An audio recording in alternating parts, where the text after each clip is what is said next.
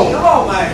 And you get up rested like you done slept on a king's mat. Come on, man. Because God's been there. He didn't give you that peace. Peace don't come through money and things and a nice house and a nice car. It don't come through that. It all comes through God. Yeah. He leads me beside quiet waters. And most of y'all ain't going to get close to water because y'all don't swim.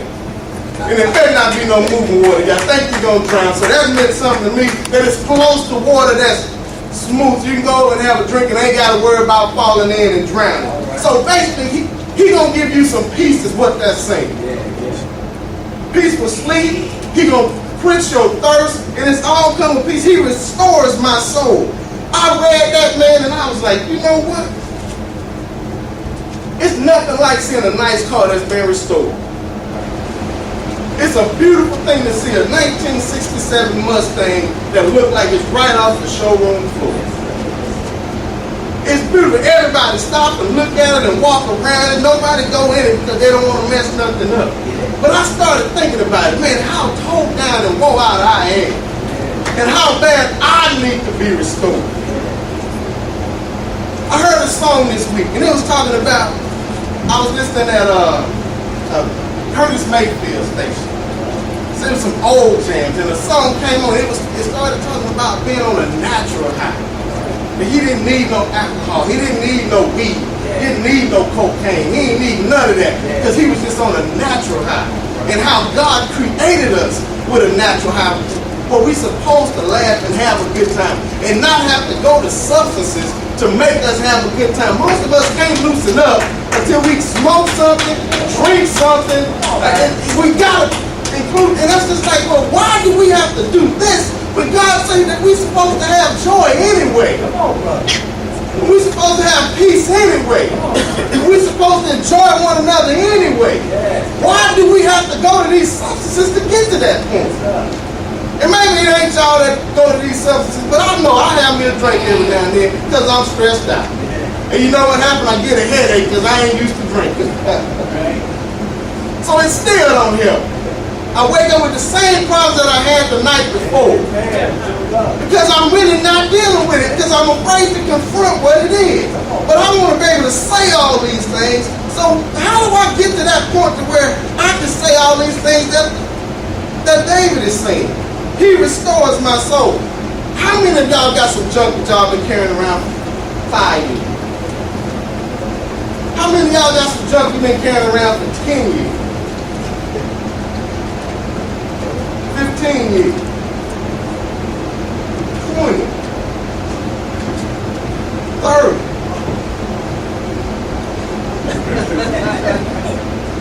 45? That's 1978.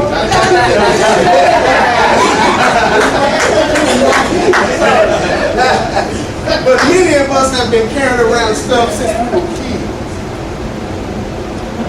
It still affects us. It still affects how we deal with people. It still affects how we choose a mate or not choose a mate. Or how we choose friends or get rid of friends. Well, my mama did this to me when I was 8 years old. Everybody that even have any kind of tendencies to do what my mama did, I'm cutting them off. My husband did this to me back in this, and that's why I ain't never getting married again. I still hate that dude. I still hate that woman. I got reason to hate folks, but you know what? It's got me locked in. Like I said, I'm glad I ran out of paper, because this will be full of paper, and y'all would have to help me clean it up.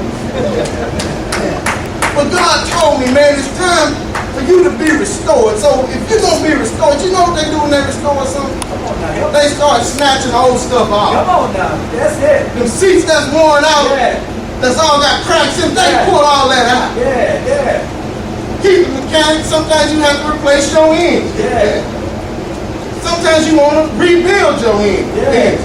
Sometimes you have to buff it down, all the paint, and strip all the paint out, sandblast it. And sometimes being restored, it takes a lot of work and it takes some time. And it takes some money and some effort. But you can't drive around in a beat-up 67 Ford Mustang and acting like it's been restored, because it ain't been restored. say, baby, just check that 67 Mustang out. That thing that's sweet? No, it's not. It needs to be restored. And the thing is, everybody know how raggedy your car is. You can't hide. Everybody know how raggedy your life is. Come on, man.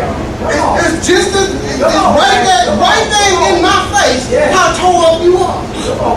How much restoration you really do need. Because of how you act. But you know what? We come to church every Sunday where we supposed to get restored, where we supposed to get fixed, where we supposed to leave this junk at the altar. We come to the altar every Sunday and pray about it. Well, sometimes. A lot of it we don't even want to think about because it's going to make us cry. What's wrong with crying? What's wrong with letting them tears run sometimes? Sometimes if you're going to fix something, you got to cry about it. Some things worth crying over. You know what? My first baby mama, I was in love with that girl. I know some of y'all there, sir, some of y'all had. I was straight up in love with this girl. Was in love with her when I was 10 and she was 8. That's how serious it was. When she called me and told me, I'm gonna have your baby, but I don't want to have nothing to do with you. I'm gonna marry somebody else and I'm gonna name this boy after him. That crushed me. Crushed me. And I couldn't say, well, that's it with me. I'm finna like me in that. There ain't no other woman gonna treat me like that. Sound crazy though. Or from now on, I'm gonna be a womanizer. I'm gonna be just like my dad. I'm gonna be a straight up whore. You know, it's in the Bible, so I can say that. A straight up whore. And I'm gonna sleep with everybody I can. And I ain't never gonna have no feelings for that woman. And I'm gonna dog her out as much as I can. I'm gonna make sure I get everything I can from her, and I ain't gonna put nothing into this relationship except me going over there and sleep with her every night, and that's it. She has some kids, I don't care if they mine or not. I could have went that way. And I went a long time hurt behind this woman. I really didn't want to get in no situation because I was still in love with somebody that wasn't in love with me. And one night I'm just sitting there and I'm thinking, man, I'm like, I can't go on like this. I said, this girl married and had my son. My son was just like me, but she done named him after another moon. I was hot, hurt, frustrated. You name me emotional. I went through it all. Started drinking, started smoking weed, started doing it all because I was trying to cover that stuff up.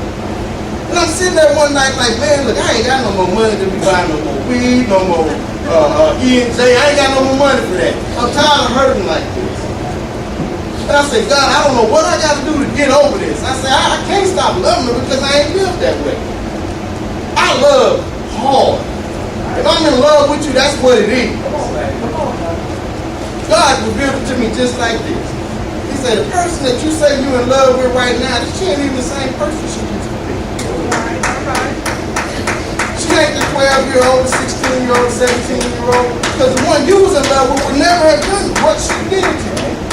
So Tony, it's okay for you to be in love with that girl that was 8 when she was out there playing kickball.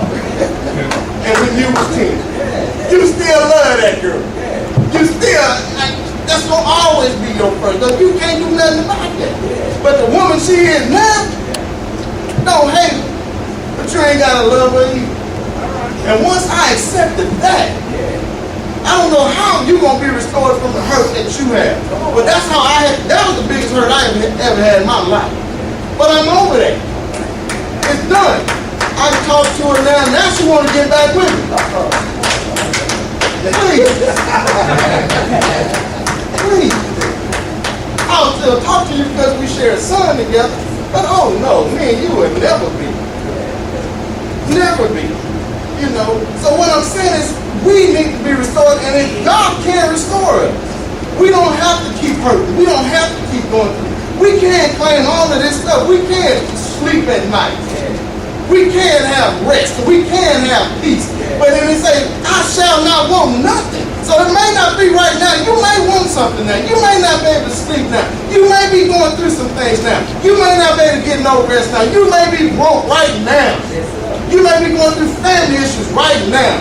You still may be in love with your ex-husband or your ex-wife or that girlfriend or whoever it is, your baby daddy or baby mama. You may still be going through some of that stuff.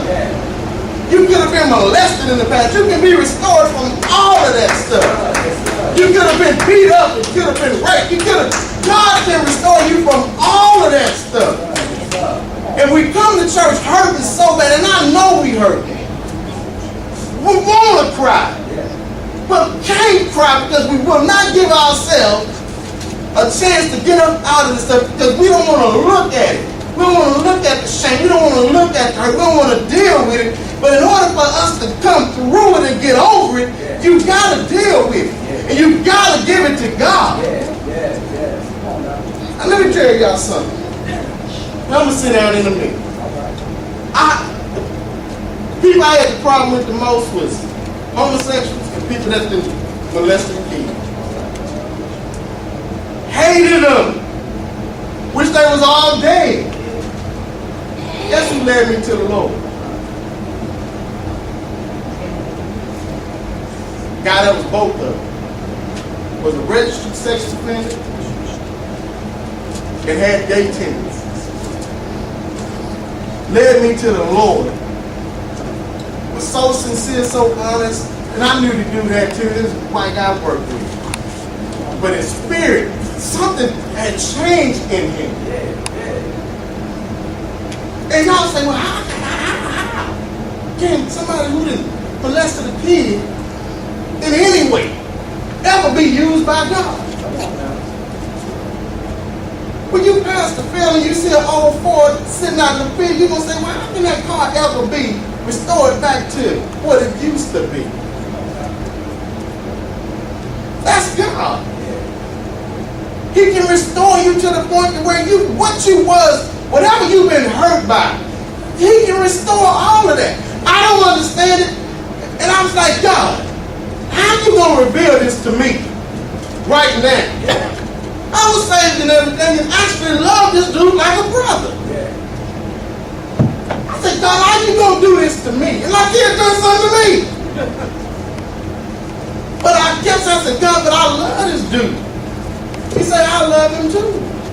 But I need you to start seeing people how I see them. No matter what they did, it's what they doing now. So no matter what you done did, don't let no mistake that you have ever made in your life stop you or take the ability from you to change. Do not let nobody have power over you from what happened 30 years ago to stop you from becoming what God wants you to become right now. And I wish I could say this, man, really how I felt. Because it's that serious to me. I know we hurt. I know we going through some things. I've seen it. I felt it. Didn't know how I was going to make it through. But let me go on. I'm going to talk about that.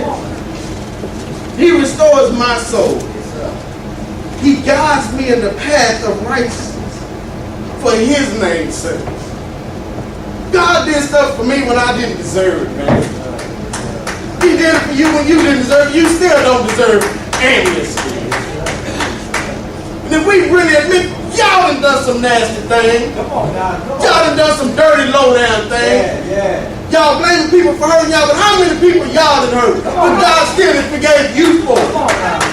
Now, you done hurt folks and did dirty things, and folks cheated on them and messed over them and beat them up and stole from them and hurt them, just treated them like they was dirt. But now, you need to forgive somebody, but you won't forgive them. But you want to be restored. Restore them back. Give them back. Forgive them. So God can forgive you. And the Bible talks about that. If you can't forgive somebody else, how do you expect God to forgive you? It's time to be restored, y'all. And how many of y'all try to hurt? How many of y'all tired of dealing with things that you've been dealing with for years, man? For years. The hurt, the frustration. I'd be so mad at myself sometimes. I'd be like, man, how can I have been so stupid to make some of the mistakes I done made? I don't want y'all to know some of the stuff I done done. Embarrassed about it. And so y'all